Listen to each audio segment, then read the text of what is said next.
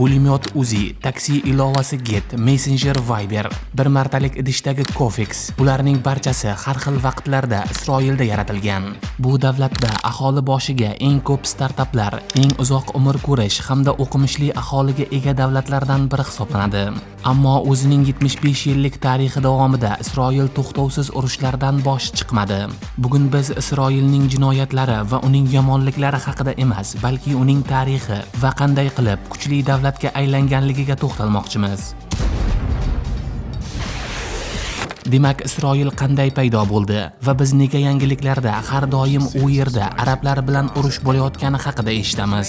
Birinchidan, natsistlar jahon urushi vaqtida 6 million yahudiyni o'ldiradi. Shuning uchun ularga o'zlarining davlati va davlatini himoya qilish uchun armiyasini yaratishga imkon beradi.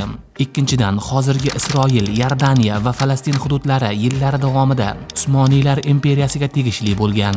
Birinchi jahon urushida Britaniya bu yerlarni egallab oladi va Usmoniylar imperiyasi davlat sifatida yo'qoladi. Shuning uchun jahon urushida g'alaba qozongan Millatlar Ligasi Britaniyaga 25 yilga Falastin ustidan boshqaruv mandatini beradi. Bu vaqt davomida yana bir jahon urushi ro'y beradi. 48-yilda mandat tugaydi va britaniyaliklar uni cho'zishga harakat qilmaydi. Sababi urushdan keyin ularning o'z muammolari yetarlicha edi. Shu sababdan ular Falastin yerlarida birdaniga ikki davlat tashkil qiladi: Yahudiy va Arab davlati. Nega Yahudiy? Chunki ular bu yerlarda asrlar davomida yashashgan va har xil sabablarga ko'ra ko'chib ketishgan. Yahudiylardan keyin bu bo'sh joylarda arablar minglab yillar davomida yashay boshlaydi. Shunday ekan, arablar uchun ham bu yerlar o'zlariniki. Britaniya boshqaruvi davrida 500 million yahudiy Yaqin Sharqqa ko'chib keladi. Kelganlar boy va o'qimishli bo'lgan. Ular texnologiya va pullar bilan kelishadi. Hamma joyda bo'lgani kabi, pul va texnologiya hamma narsani o'zgartiradi. Boy yahudiylar yerlarni o'zlashtiradi. Ishchi kuchi sifatida ham faqatgina yahudiylarni qabul qiladi. Shu sababli ikki millat o'rtasida kelishmovchilik paydo bo'ladi. Arablar kelgindilar bilan yerlarni bo'lishishni xohlamaydi va shu tariqa asta-sekinlik bilan urush kelib chiqa boshlaydi. 1948-yil 14-mayda Isroil o'z mustaqilligini e'lon qiladi. Eng qizig'i shundaki, Isroilni birinchilardan bo'lib tan olgan davlat Amerika Qo'shma Shtatlari emas, balki SSR bo'ladi. O'sha paytda Moskvada Isroil elchisi quvonch bilan kutib olinadi.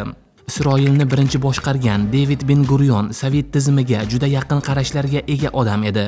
Hattoki u yoshligida o'zini bolshevikman deb atagan. Shuning uchun Moskvadagilar bu odam bilan ishlay olamiz deb o'ylashadi. Sovetlar Ben-Gurion qo'li bilan mintaqadan britaniyaliklarni siqib chiqarib, amerikaliklarni ham chetlab o'tishni o'ylagan. Ammo Ben-Gurion hech kimni qo'g'irchog'i bo'lishni istamaydi. Hatto Amerika Qo'shma Shtatlari mudofaa vaziri o'z prezidenti Trumenga: "Agar Isroilni qo'llasangiz, arab dunyosi bilan urushib qolasiz. Ularda esa neft bor", deb ogohlantiradi. Hattoki u shunday degan: 40 million arab 400 ming yahudiyni dengizga uloqtiradi.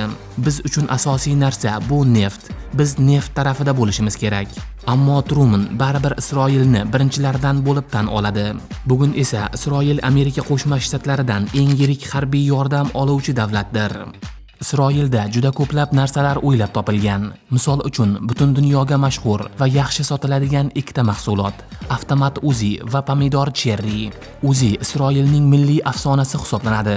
Xuddi Rossiyaning avtomat Kalashnikovlari kabi.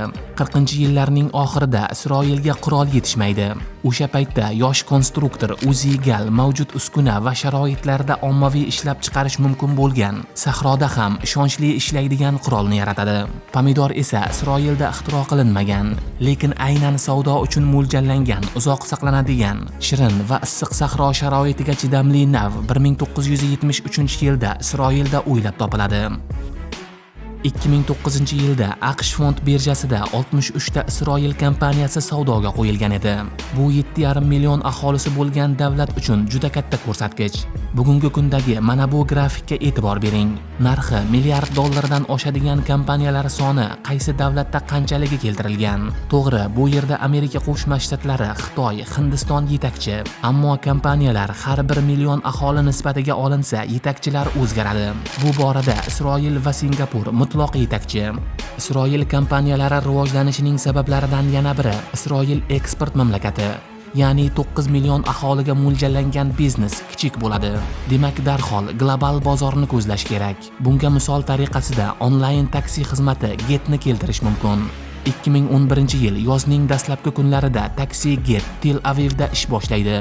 Avgustda esa Londonda. Shunday qilib, Isroil aholisi kam bo'lganligi sababli u yerda yaratilgan bizneslar global bozorga chiqishga harakat qiladi. Bu esa albatta daromadni va kompaniyaning kelajagini belgilaydi.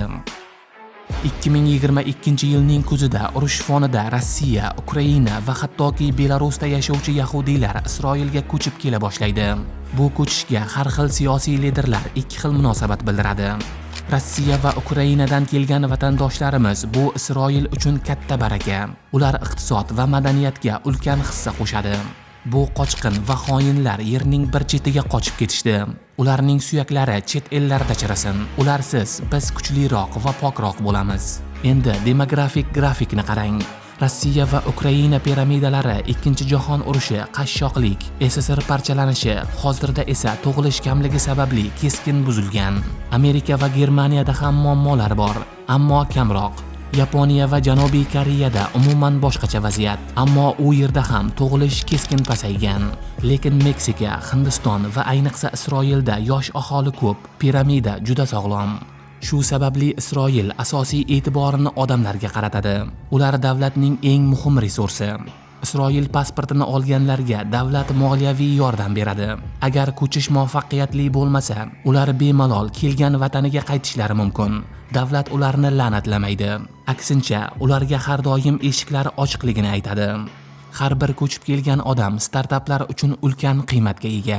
Ular o'qimishli bo'ladi, o'z mamlakatidan bilim va tajriba olib keladi. Shu tariqa mamlakatdagi global fikrlash kuchayadi. Endi tarixga qaytamiz. Isroil ko'chalari 1952-yilda shunday ko'rinishda edi. Odamlar o'z hukumatiga qarshi keskin norozilik bildirmoqda, chunki hukumat Germaniya bilan kelishuv tuzmoqda edi. Ikkinchi jahon urushi vaqtida nemislar nafaqat millionlab yahudiylarni o'ldirgan, balki ularning mol-mulklarini musodara qilib olgan. Axloqiy nuqtai nazardan albatta bularning barchasi kechirilmaydi, lekin o'sha vaqtda Isroil iqtisodi juda og'ir ahvolda edi. Birinchidan, davlat yangi mustaqilligi uchun urush olib bormoqda. Ikkinchidan, katta mablag' va investitsiyalarsiz yosh yahudiy davlati oddiygina yo'q bo'lib ketishi mumkin. Shuning uchun Isroil jahon urushi g'oliblari Fransiya, Buyuk Britaniya, Amerika Qo'shma Shtatlari va SSRga murojaat qiladi. Sizlar Germaniyani mag'lub etdingiz. Nemislar yahudiylarga qilgan jinoyatlari uchun tovon puli undirib bering. Ular esa taxminan shunday javob beradi: biz bunga aralashmaymiz. Muammoingizni o'zingiz hal qiling. Ammo Germaniya kansleri Konrad Adenauer Isroilga tovon puli to'lashga rozi bo'ladi. U 14 yil davomida Isroilga 3 milliard marka to'laydi. Tarix ko'rsatdiki, bu ikkala tomon uchun ham yutuqli vaziyat bo'lgan. Nemislar dunyo oldida siyosiy jihatdan o'z ayblarini amalda tan olish imkoniga ega bo'ldi. Isroil esa iqtisodiy jihatdan omon qoldi. Bu tovon pullar orqali Isroil qishloq xo'jaligi texnikalar oldi.